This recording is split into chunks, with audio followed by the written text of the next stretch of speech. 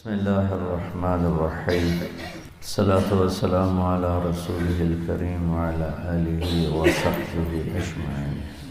تبلیغ کا کام 1926 میں مولانا الیاس صاحب رحمۃ اللہ علیہ نے شروع کیا۔ نظام الدین ایک چھوٹی سی مسجد تھی، چھوٹی سی بستی تھی، اور یہ دلی کا قبرستان تھا۔ ہمایوں کا مقبرہ یہیں ہے، اور میں 2 دفعہ گیا ہوں، بہت بڑا قبرستان۔ تو اب وہ مل گئے ہوں گے نظام الدین اور دہلی آپس میں، پہلے کچھ فاصلہ تھا بیچ میں، ایک الگ بستی تھی نظام الدین اولیاء۔ تو مولانا الیاس صاحب رحمۃ اللہ علیہ وہاں ان کے والد مولانا اسماعیل صاحب تھے، وہ کاندھلہ چھوڑ کے اور نظام الدین کی بستی میں آ کے ڈیرا لگا دیا۔ انہوں نے پہلے میواتیوں سے دوستی لگائی، وہ جو آپ نے پتہ نہیں سنا ہے کہ نہیں، حقہ تازہ کر کے راستے میں بیٹھ جاتے تھے، کہتے آؤ بھائی حقہ پیو۔ تو پھر ان سے کہتے کہ تم لوگ کہاں جا رہے ہو؟ وہ کہتے کہ ہم وہ جا رہے ہیں دہلی، مزدوری کرنے جا رہے ہیں۔ کتنے پیسے لوگے؟ 2 آنے کا 2 آنے میں دیتا ہوں اور میرے پاس مزدوری کرو۔ تو وہ جاتے تو ان کو وضو سکھاتے، نماز سکھاتے، ضروریات دین سکھاتے تھے۔ یہاں سے میواتی قوم اور اس گھرانے کا تعلق شروع ہوا۔ ان کے انتقال کے بعد ان کے بیٹے تھے مولانا محمد صاحب، پہلی بیوی سے، وہ تشریف فرما ہوئے۔ تو وہ کوئی 20 برس رہے، کوئی 1898 میں ان کا انتقال ہوا۔ تو پھر مولانا الیاس صاحب 1926 میں تبلیغ کا کام شروع کیا، اور بالکل نہ سمجھ میں آنے والی بات تھی، عوام کے بھی، خواص کے بھی، نہ اپنوں نے تائید کی نہ غیروں نے تائید کی، کسی نے بھی اس کو قبول نہیں کیا۔ فکراً ذہنی طور پر اس ترتیب محنت کو سب نے رد کر دیا، سوائے 2 شخصیات، ایک مفتی کفایت اللہ صاحب اور ایک مولانا حسین احمد مدنی صاحب رحمۃ اللہ علیہ۔ وہ بھی صرف اتنا کہ بات تمہاری ٹھیک ہے، کرے گا کون؟ تو ان 2 حضرات کی صرف ذہنی تائید تھی بس۔ تو اللہ کو منظور تھا آخر زمانے میں دین کو زندہ کرنا۔ اس سے پہلے جتنے دین کے کام چل رہے تھے ان میں بڑے کام 2 تھے، ایک مدارس اور ایک خانقاہیں۔ مدارس اور خانقاہیں صرف طلب والوں کے لیے، بے طلب کے لیے نہ آج کے دور میں بھی مدرسے میں کوئی گنجائش ہے، نہ خانقاہ میں کوئی گنجائش ہے۔ جو طلب لے کر آتا ہے، جو سیکھنا چاہتا ہے، اس کے لیے مدرسہ میں گنجائش ہے، اور مخصوص عمر ہے، ہر عمر میں نہیں آ سکتا۔ اور تصوف میں بھی ایسے ہی ہے کہ جو استفادہ کرنا چاہتا ہے تو اس کے اندر طلب ہونی چاہیے۔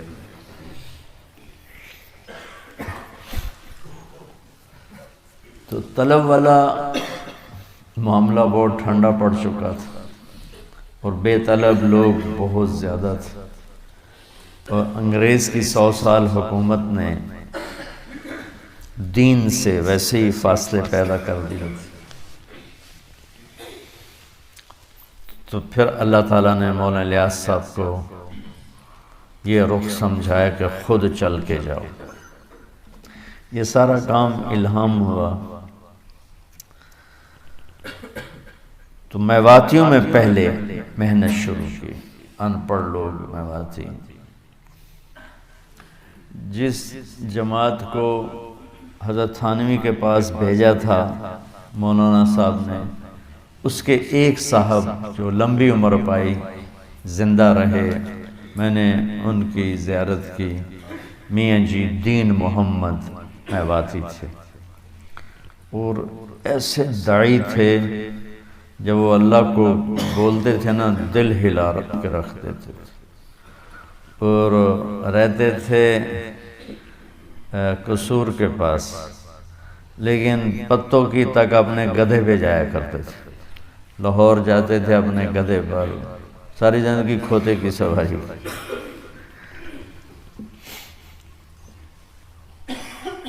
وہ فرمایا کرتے تھے کہ ان سے میں نے سنی کارگزاری، تو انہوں نے بتایا کہ ہمارے تھانوی کے پاس سارے ہی اندر بڑھ گئے داخل ہو گئے، تو 15-20 تھے ہم، تو انہوں نے تھانوی صاحب دیکھ کے ہمیں گھبرا گئے، کون لوگ؟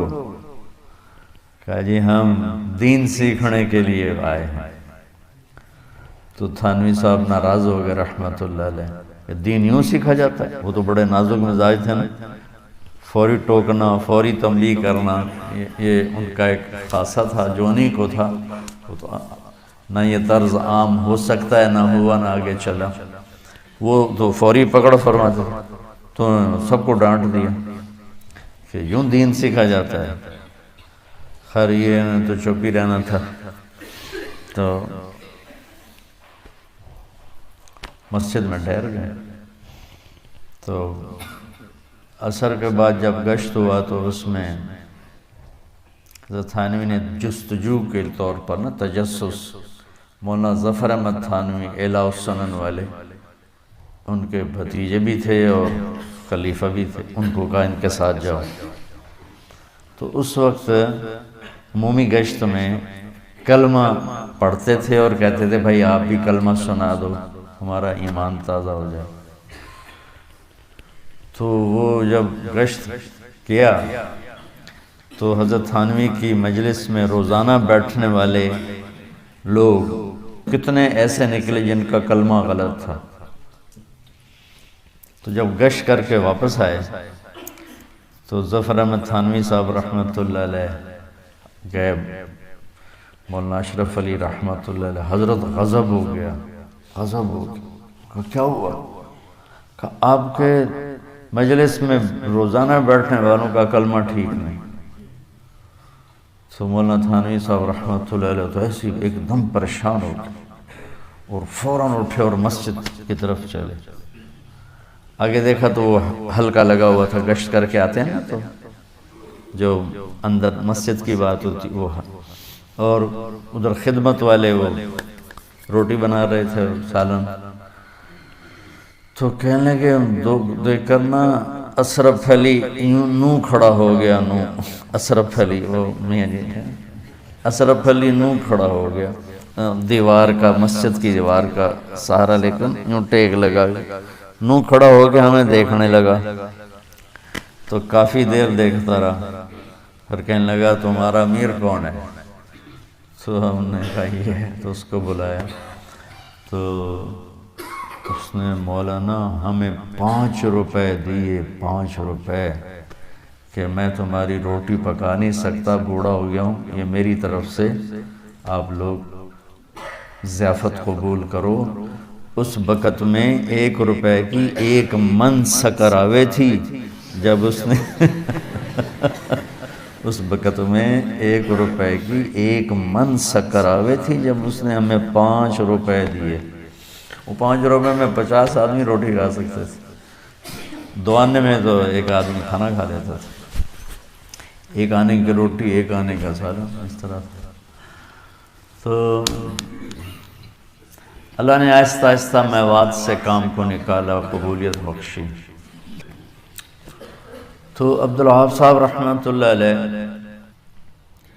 1 جنوری 1944 نظام الدین پہنچ، دہلی میں ان کی نوکری لگی تھی، اور لاہور اسلامیہ کالج سے انہوں نے بی اے کیا تھا۔ وہ شروع سے مزاج فطرت میں اہل اللہ کی صحبت اور ان کی سنگت دل میں اللہ نے ڈالی تھی۔ یہاں رہتے ہوئے یہ حضرت مولانا احمد علی لاہوری رحمۃ اللہ علیہ کے درس میں روزانہ شرکت کیا کرتے تھے۔ تو ان کے والد بڑے سیاسی آدمی تھے، عاشق حسین صاحب، راؤ عاشق حسین۔ انہوں نے ان کی نوکری لگوا دی دہلی میں۔ تو ان کو وہاں کہنے لگے، مجھے ایسے پتہ چلا کہ نظام الدین میں ایک مولوی صاحب ہیں جو دین سکھاتے ہیں اور چوروں کو بھی گلے لگاتے ہیں، اس طرح کی باتیں چل پڑی ہوں گی، تو میں ان کو دیکھنے کے لیے گیا۔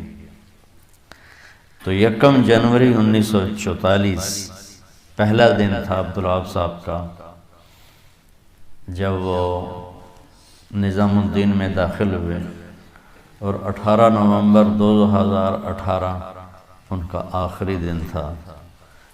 اس میں اس بندے نے تبلیغ کے سوا ہر شے قربان کر دیا۔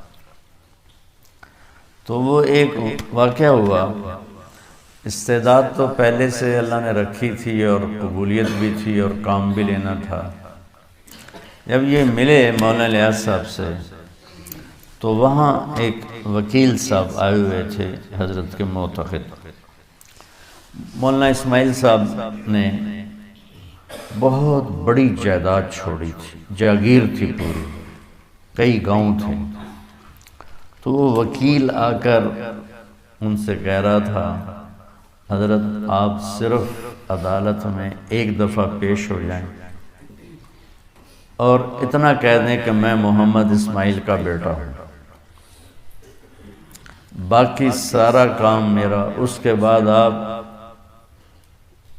پورے اس کیس میں ایک دفعہ بھی نہیں آئیں گے، اور میں ساری آپ کی جائیداد چھڑوا کے آپ کو دلا دوں گا۔ تو مولانا الیاس صاحب نے فرمایا کہ دیکھو وکیل صاحب، میں نے اپنی زندگی اس مبارک کام کو دی ہے، میں اپنی سوچ کا، فکر کا ایک ذرہ بھی کسی اور چیز کو نہیں دے سکتا۔ مجھے نہیں چاہیے جائیداد، گاؤں تھے کئی گاؤں، مجھے نہیں چاہیے جائیداد۔ تو عبدالوہاب صاحب اللہ کی طرف سے چنے ہوئے آدمی تھے، پہلے دن آئے، نہ تبلیغ کا پتہ، نہ اس محنت کا پتہ۔ تو کہنے لگے، ایک دم میرے دل پر وہ بات ایسی لگی کہ میں نے کہا عبدالوہاب تو بھی ایسا بن کے دکھا کہ اس مبارک کام کے لیے تیری سوچ اسی کی ہو جائے اور کسی کی نہ ہو۔ تو ایسے مجھے خیال آیا، اس خیال کو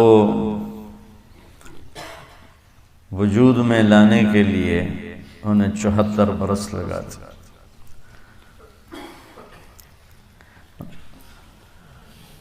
چھ مہینے مولانا الیاس صاحب کی صحبت نصیب ہوئی، آخری 6 مہینے، لیکن ان کی مثال تھی ابو ہریرہ جیسے کہ حضرت جی مولانا انعام صاحب تو بچپن سے موت تک ساتھ رہے، مولانا سعید خان صاحب 4 برس ساتھ رہے، اور ان کے ساتھ ہی مولانا الیاس صاحب کے لمبا زمانہ صحبت کا پایا۔ عبدالوہاب صاحب نے صرف 6 ماہ پائے، لیکن سب سے زیادہ مولانا الیاس صاحب کی باتیں عبدالوہاب صاحب سنایا کرتے تھے۔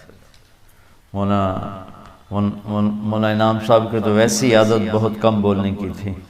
مولانا سعید خان صاحب رحمۃ اللہ علیہ کے ساتھ میں 12 برس رہا، عبدالوہاب صاحب کے ساتھ 50 برس، 48 سال ہو گئے۔ تو مولانا الیاس صاحب کی اتنی باتیں سناتے تھے تو مجھے حضرت ابو ہریرہ یاد آ جاتے تھے کہ جو آئے سب سے آخر میں، آخری صحابہ میں ہیں، اور سب سے زیادہ حدیثیں حضرت ابو ہریرہ کی طرف منقول ہیں کہ وہ اصحاب صفہ میں جا بیٹھے، نہ کھانے کی پرواہ نہ گھر کی پرواہ، اور سارا دن بس منتظر رہتے تھے۔ تو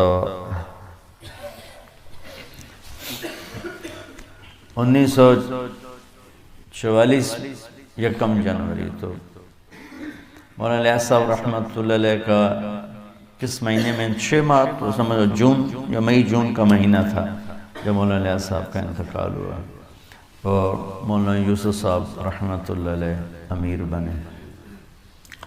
اور حیرت کی بات ہے کہ مولانا یوسف صاحب رحمۃ اللہ علیہ امیر بننے تک انہیں تبلیغ کے کام کا شرح صدر نہیں تھا، بلکہ خود فرماتے تو مجھے 100 اعتراض تھے، ایک اپنے باپ کے مرنے تک مجھے تبلیغ پہ 100 اعتراض تھے۔ وہ علمی لائن کے آدمی تھے، لکھنا پڑھنا یہ ان کا مشغلہ تھا، ذوق تھا۔ طحاوی شریف جیسی کتاب کی شرح 22 سال کی عمر میں لکھ دی، کمال کر دیا۔ تو مولانا یوسف صاحب امیر بنے تو وہ نسبت کا انتقال جو ہوتا ہے وہ اللہ نے وہ کیا۔ مولانا منظور نعمانی صاحب رحمۃ اللہ علیہ مولانا زکریا صاحب سے ملے اور ان سے کہا کہ لگتا ہے مولانا الیاس صاحب کا آخری وقت ہے، تو اب آگے کیا ہوگا؟ تو مولانا زکریا صاحب نے فرمایا کہ کبھی تو ایسا ہوتا ہے کہ جب ایک کوئی اللہ کا بندہ دنیا سے جاتا ہے تو اس کی جگہ لینے والا کوئی نہ کوئی تیار ہو جاتا ہے، تو وہ اس کی جگہ لے لیتا ہے۔ کبھی ایسا ہوتا ہے تیار نہیں ہوتا ہے کوئی بھی، اچانک اللہ اس کی نسبت کو کسی کی طرف منتقل کرتا ہے اور اس کی جگہ لے لیتا ہے۔ تو مولانا زکریا صاحب نے فرمایا کہ میں نہیں دیکھتا ہوں کوئی مولانا الیاس کی جگہ لے گا، مولانا الیاس کے آخری سانس ہیں اور کوئی ایک آدمی ان کی جگہ لینے والا میری نظر میں نہیں ہے۔ لیکن جس طرح چچا جان سگے نہیں دوسری بیوی سے مولانا یحییٰ صاحب پہلی بیوی سے، مولانا الیاس صاحب دوسری بیوی سے، جس طرح چچا جان نے زندگی گزاری ہے، مجھے لگتا ہے کہ اللہ ان کی اس محنت کو ضائع نہیں کرے گا، اور یہاں دوسری چیز ظاہر ہوگی کہ نسبت منتقل ہوگی۔ اب وہ جس کی طرف بھی منتقل ہوگی وہ یہ جگہ سنبھال لے گا۔ تو پھر مولانا الیاس صاحب رحمۃ اللہ علیہ نے ان حضرات کو بلا کر فرمایا کہ مجھے ان 6 آدمیوں پر اعتماد ہے، مولانا انعام صاحب، مولانا یوسف صاحب اور مولانا احتشام الحسن صاحب، یہ 3 تو آپ کے خاندان کے تھے، ایک تو بیٹی تھے اور 3 اور تھے، یہ 6 آپ کے خلفاء تھے مولانا الیاس صاحب کہ مجھے ان 6 پر اعتماد ہے، آپ لوگ جس کو بلانا چاہو۔ مولانا عبید اللہ سندھی کا نام آپ لوگوں نے سنا؟ وہ نا اللہ تعالیٰ نے ان کو فراست ایسی دی تھی کہ وہ اس طرح بات کر دیتے تھے جیسے دیکھ کے کر رہے ہیں، اس طرح کرتے تھے۔ تو وہ تشریف لائے نظام الدین مولانا الیاس صاحب سے ملنے، تو مولانا یوسف صاحب اس وقت تبلیغ کے مخالفت کی انتہا پر، باپ سے در پردہ شدید مخالفت۔ مولانا احتشام صاحب رحمۃ اللہ علیہ وہ تبلیغ میں سرگرم، جو مسلمانوں کی پستی کا واحد علاج ہے نا، انہوں نے لکھا۔ تو مولانا عبید اللہ سندھی تشریف لائے تو مولانا الیاس صاحب کے بیماری کے ایام تھے، تو ان کو ملانے کے لیے وہ تھوڑی دیر انتظار تھا، تو وہ برآمدے میں بیٹھ گئے۔ تو یہ دونوں حضرات آئے، مولانا یوسف صاحب اور مولانا احتشام صاحب۔ تو انہوں نے پوچھا یہ کون ہے؟ کہ یہ ان کے بیٹے ہیں، یہ ان کے رشتے میں تو کچھ تھے، ایک ہی خاندان۔ کہنے لگے یہ تو کام نہیں کرے گا، یہ کام کرے گا۔ مولانا شام کی طرف اشارہ کر کہا یہ تو کام نہیں کرے گا، یہ بچہ کام کرے گا۔ تو مولانا لیاس صاحب سے پھر ان کی ملاقات ہوئی، وہ تشریف لے گئے۔ تو جو بیٹھے سن رہے تھے انہوں نے کہا جی آج مولانا عبید اللہ سندھی صاحب نے یہ فرمایا۔ تو مولانا لیاس صاحب خوشی سے ایسے بستر سے اچھل رہے، اچھا یہ کہا ہے، اچھا، کیونکہ ان کی یہ فراست مشہور تھی سارے دہلی میں، اچھا یہ کہا ہے، اچھا یہ کہا۔ تو جب مولانا لیاس صاحب کے آخری سانس تھے تو انہوں نے فرمایا یوسف آجا گلے مل لے۔ تو مولانا یوسف صاحب کو یوں سینے پر لٹایا، اسی وقت کوئی اللہ کا غیبی نظام حرکت میں آیا اور نسبت اہل کی طرف منتقل ہوتی نا اہل کی طرف ہوتی بھی نہیں جب یہ کام ہوتا۔ کیا نسبت منتقل ہوئی کہ پھر وہ بندہ 21 برس بولتا گیا، 21 برس، 18 گھنٹے بولتے تھے، 18 گھنٹے۔ یہی شان عبدالوہاب صاحب میں تھی۔ اور مولانا احسان صاحب رحمۃ اللہ علیہ جب مولانا یوسف صاحب کو امیر بنایا گیا تو وہ معترض ہو گیا کہ یہ تو اقربا پرستی ہے۔ مولانا یوسف صاحب تو تبلیغ کے خلاف تھے، تو تھوڑا سا ان کو نا یہ چیز چبھی کہ یہ صحیح نہیں ہو، لیکن مولانا یوسف صاحب کا ساتھ دیا۔ لیکن جب مولانا انعام صاحب امیر بنے، مولانا انعام صاحب تو بولتے ہی نہیں تھے، خاموش رہتے، تو پھر وہ تبلیغ سے کٹ گیا مولانا انعام صاحب، اور تبلیغ کے خلاف رسالہ لکھا۔ یہ شاید آپ بہت کم بچوں کو معلوم ہے، تبلیغ کے رد میں پھر رسالہ لکھا۔ اللہ تعالیٰ سے حسن کیا ہے سیرت بھی مانگو اور حسن خاتمہ بھی مانگو۔ خیر تبلیغ کی مخالفت سے کوئی سوء خاتمہ نہیں ہوتا، وہ بہت بڑے اللہ والے تھے، بڑے اہل اللہ میں سے تھے۔ بس تبلیغ کے بارے میں منقبض ہو گئے مولانا عبید اللہ سندھی والی بات کہ یہ بچہ کام نہیں کرے گا، یہ کام کرے گا، تو وہ اللہ نے ثابت کر کے دکھائے۔ تو مولانا لیاس صاحب کے مرنے پر عبدالوہاب صاحب نے نوکری سے استعفیٰ دے دی اور نظام الدین آ کے پڑھ گئے۔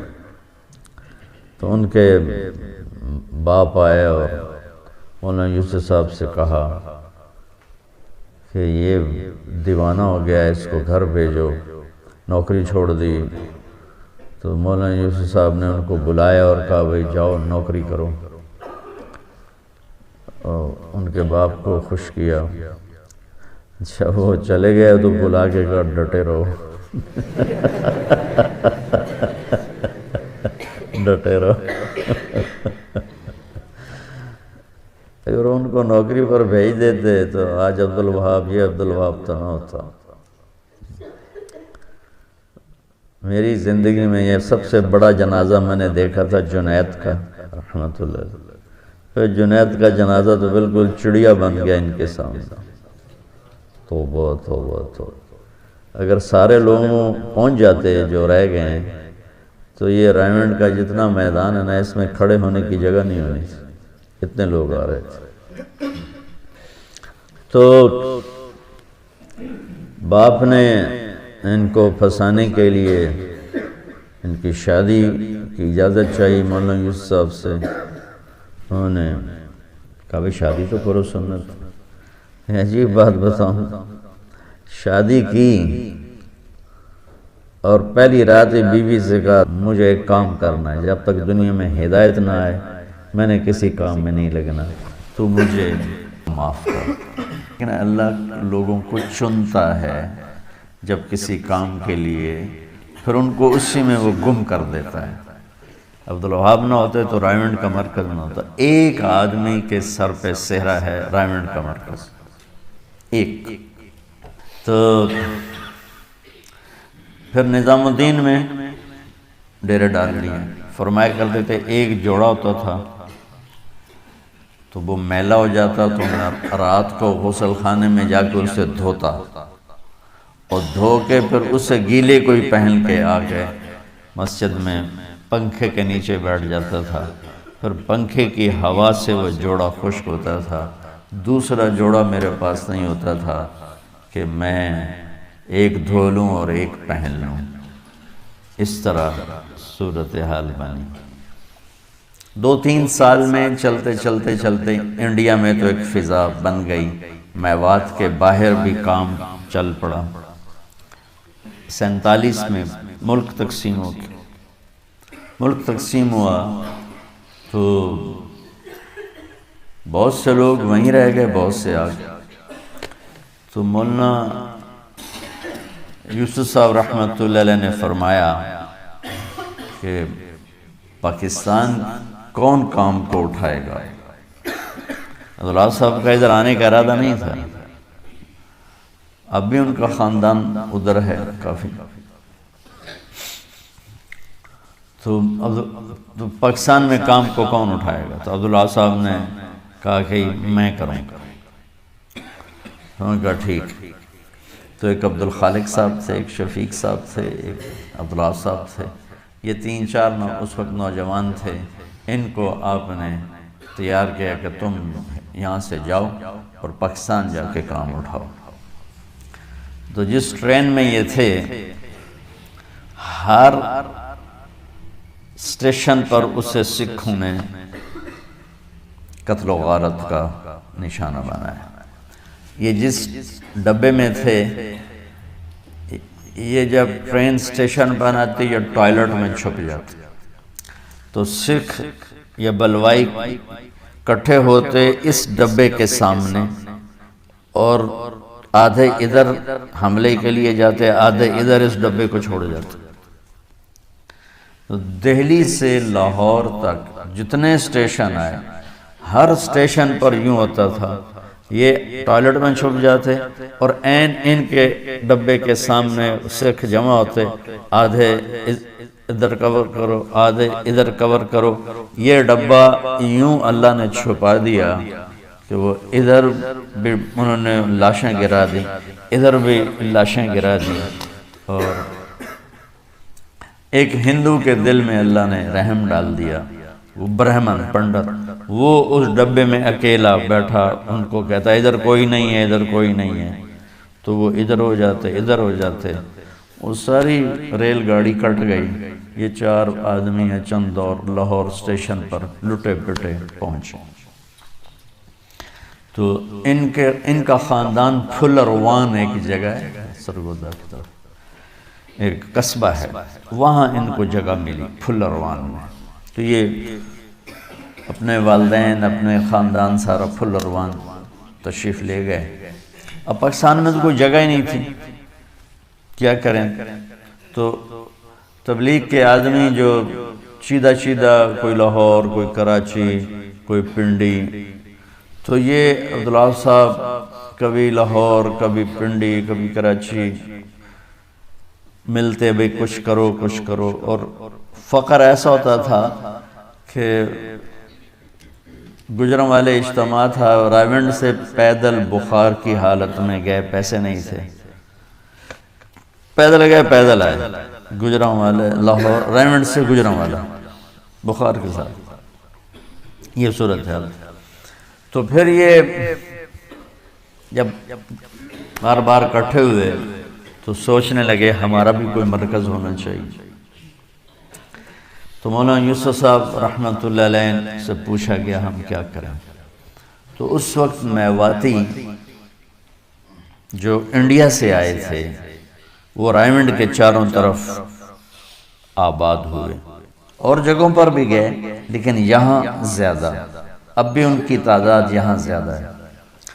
تو مولانا یوسف صاحب نے ایک جماعت تشکیل کی کہ تم لوگ چلہ لگاؤ، 10 دن مشرق کی طرف، 10 دن مغرب، 10 دن شمال، 10 دن جنوب۔ چلے کے بعد ساری جماعت بیٹھ کے استخارہ کرے، مشورہ کرے کہ ہمیں کہاں اپنا مرکز بنانا چاہیے، وہاں بیٹھ جائے۔ تو میاں جی عبداللہ رحمۃ اللہ علیہ اس جماعت کے امیر بنے، اور 10 دن انہوں نے ادھر لگائے، 10 دن ادھر لگائے، 10 دن ادھر لگائے، 10 دن ادھر لگائے، 40 دن اس چلے میں ایک نوجوان انہیں ملے میواتی میاں جی سلیمان. ان کو میاں جی عبداللہ رحمۃ اللہ علیہ نے کہا، وہ حافظ تھے، کہ ہم دین کا بڑا مرکز بنا رہے ہیں، تم بھی آ جاؤ، تمہیں امام بنائیں. ان کا نکاح مولانا الیاس صاحب نے پڑھایا تھا، تو وہ بھی ساتھ ہو گئے. حافظ سلیمان صاحب جو بعد میں رائمنڈ مرکز کے امیر رہے 1953 سے لے کر 1994 تک. تو یہ سارے چلہ لگانے کے بعد جمع ہو گئے، بھئی کہاں بیٹھیں؟ تو سب نے مشورہ کیا، تو یہ طے ہوا کہ رائمنڈ میں بیٹھیں. تو رائمنڈ ریلوے اسٹیشن سے ریل گاڑی جب آگے جاتی ہے کوٹ راجہ کشن کی طرف، اس طرف لاہور کی طرف نہیں، تو آگے سیدھے ہاتھ ہی پلیٹ فارم سے اترتے ہی ایک مسجد ہے. اس مسجد میں ہم نے کئی دفعہ جمعرات کی جماعت لے کر گئے، وہاں شب گزاری، وہاں انہوں نے ڈیرہ ڈال دیا. اور میاں جی عبداللہ رات کو اتنا تڑپتے تھے، روتے تھے کہ محلے والے صبح پوچھتے رات کون بیمار تھا؟ آپ کے ساتھیوں میں بڑے رونے کی آوازیں آ رہی تھیں. وہ میاں جی عبداللہ ہوتے تھے، وہ بیمار نہیں تھے. وہ حافظ سلیمان صاحب فرمانے لگے کہ وہ تہجد پڑھنے کے بعد نا زمین پہ سے لوٹ پوٹ ہوتے تھے، جیسے چھوٹا بچہ ضد کرتے ہوئے لوٹ پوٹ ہوتا ہے. تو کہتے یا اللہ ہدایت دے دے، یا اللہ ہدایت دے دے، یا اللہ ہدایت دے. تو یہ چند لوگ ہوتے تھے، سارے میواتی. ایک عبدالوہاب صاحب غیر میواتی ہوتے تھے. بستی کے لوگوں نے مسجد سے نکال دیا. تو پھر انہوں نے ریلوے اسٹیشن کراس کر کے قبرستان تھا، اس میں ایک چھپر تھا کسی ملنگ کا، ملنگ چلا گیا تھا، وہاں ڈیرہ ڈال دیا.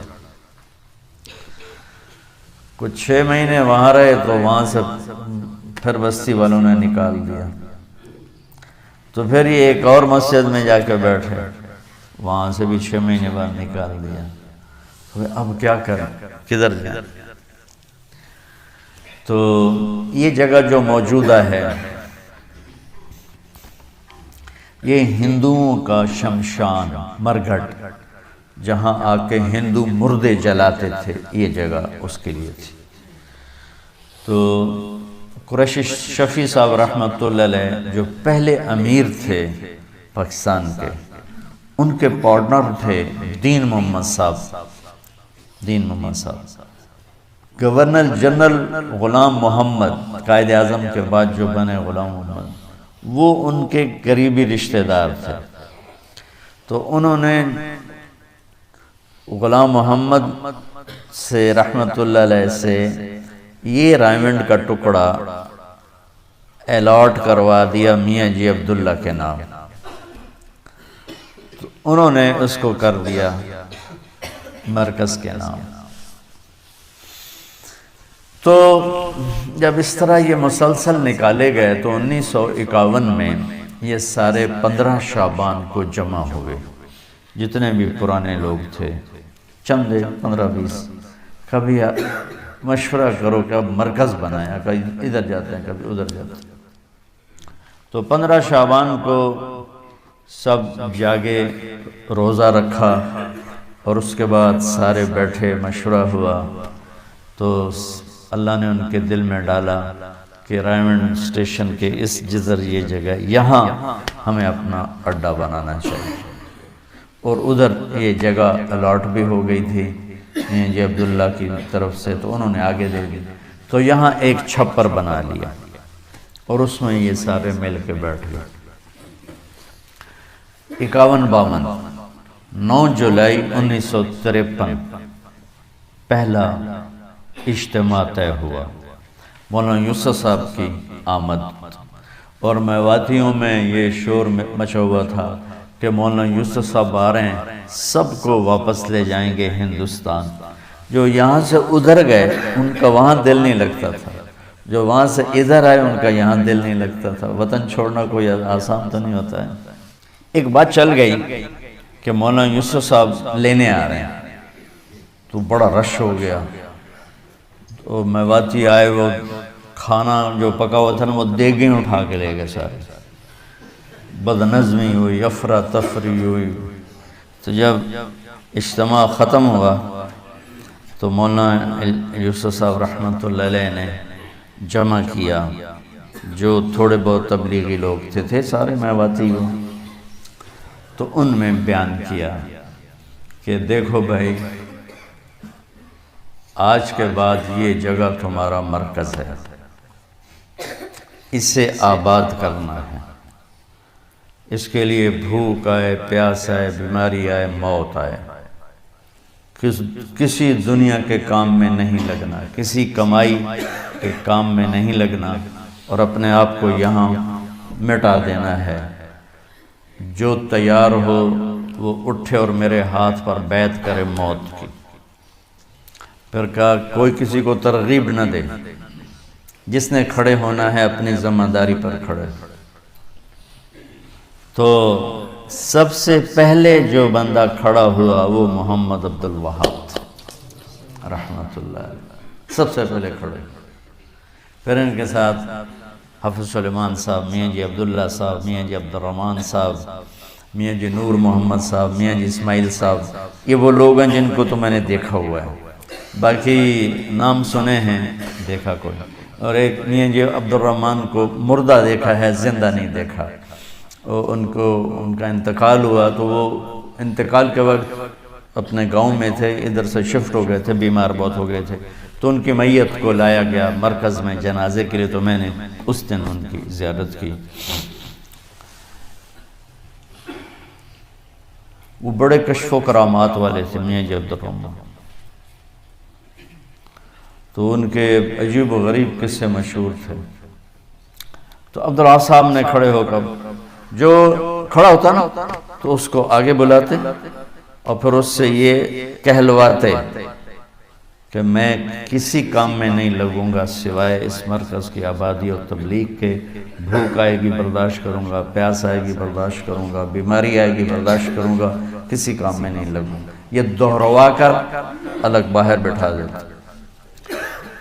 مولانا کی نظر پڑی میاں جی محراب رحمۃ اللہ علیہ، وہ مشتاق صاحب رحمۃ اللہ علیہ ہوتے تھے ہمارے مقیمین میں سے، آپ نے نام سنا ہوگا، دیکھا بھی ہوگا، ان کو تیار کر رہے تھے، تم نام دو۔ تو مولانا یوسف صاحب کی نظر پڑ گئی، انہوں نے اتنے زور سے ڈانٹا میاں جی محراب کہ میں نے پہلے نہیں کہا تھا کسی کو تیار نہیں کرنا، کل جب بھوک آئے گی نا تو پھر یہ تمہیں گالیاں دے گا کہ مجھے اس نے پھنسا دیا، کوئی کسی کو تیار نہ کرے۔ تو 18 آدمی کھڑے ہوئے، 19ویں آدمی بھائی مشتاق صاحب بنے 2 سال کے بعد، 1955 میں، یہ کراچی میں ہوتے تھے، 1955 میں یہ کراچی چھوڑ کر یہ بھی رائمنڈ آ گیا، اور 18 سے 19 لوگ یہ ہوئے، 19 ان لوگوں نے اس کشتی کو کھینچا۔ پھر اس میں جو موت تک یہیں پڑے رہے وہ میاں جی نور محمد، میاں جی اسماعیل، حافظ سلیمان، میاں جی عبداللہ، مشتاق صاحب، عبدالوہاب صاحب، میاں جی عبد الرشید۔ میاں جی عبد الرشید نابینا تھے، جنہوں نے زندگی دی کہ نابینا تھے، اور وہ مسجد کے ایسے جیسے یہ کونا ہے نا، یوں ایک کونا تھا مسجد کا پرانی، اس کونے میں ان کا بستر ہوتا تھا۔ طالب علم مہینہ مہینہ کی ڈیوٹی سے ان کو کھانا پہنچاتے تھے، باقی ہر جگہ مرکز میں آنا جانا وہ اپنی لاٹھی سے کرتے تھے، کسی ان کو سہارے کی ضرورت نہیں ہوتی تھی۔ عبداللہ صاحب کو تہجد میں آ کے اٹھایا کرتے تھے۔ ایک دفعہ میں طالب علم کے عبداللہ صاحب برآمدے میں سوئے ہوئے تھے اور میں بھی برآمدے میں تھا، تو میاں جی اے عبدالوہاب اٹھ جا اٹھ جا، اے عبدالوہاب اٹھ جا، تو وہ آ کے ان کو تہجد میں اٹھایا کرتے تھے۔ وہ کبھی آ جاتے، اے عبدالوہاب سال کے لیے تیار ہوں، نقد ابھی بھیج مجھے، نابینا ہونے کی پرواہ نہ کر، میں سال لگاؤں گا۔